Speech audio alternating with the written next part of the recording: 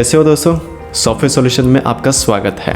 आज हम बात करने वाले हैं भारत एटीएम के बारे में। आपके फ़ायदे वाली बात है तो वीडियो को एंड तक देखना, वरना फ़ायदे वाली बात मिस हो जाएगी। तो दोस्तों चैनल को सब्सक्राइब कर लीजिए, वीडियो को लाइक कर लीजिए और बेल आइकॉन पे क्लिक कर लीजिए, क्योंकि अगले वीडियो का नोटिफिकेशन आपको तुरंत के तुरंत मिल जाए।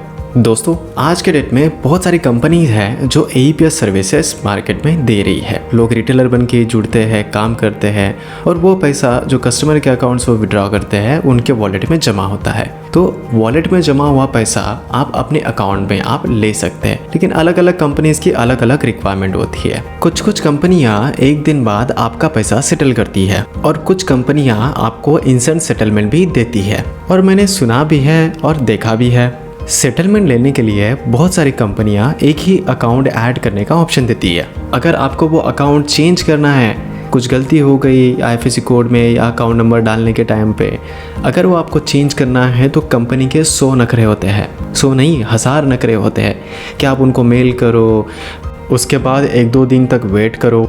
ये सारे प्रॉब्लम्स आपको आए होंगे। तो आपके लिए मेरे पास एक बेहतर सॉल्यूशन है। सॉल्यूशन आपको भारत एटीएम देगा।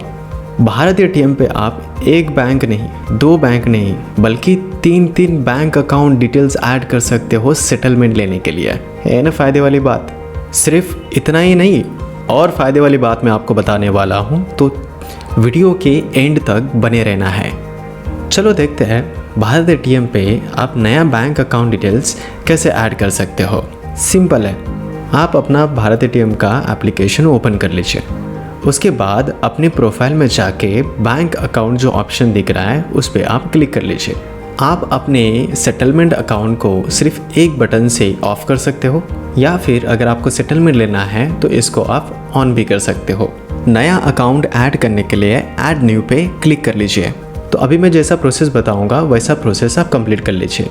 बैंक अकाउंट में जो आपका नाम है वो यहाँ पे आपको डाल देना है। नेक्स्ट आपका अकाउंट नंबर एंटर कर देना है। बैंक का IFSC कोड आप यहाँ पे डाल दीजिए। आपका जिस बैंक में अकाउंट है उस बैंक का नाम यहाँ पे एंटर कर दीजिए। ये सब होने के बाद लिंक माय अकाउंट पे क्लिक कर देना है। बस हो गया। ये देखो आपका अकाउंट लिंक हो गया। अब आप इंस्टेंट बैंक चेंज करके सेटलमेंट ले सकते हो।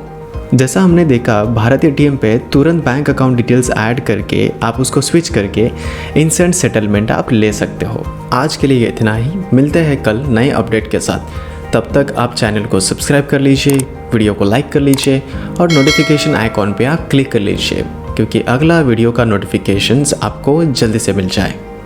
Thank you.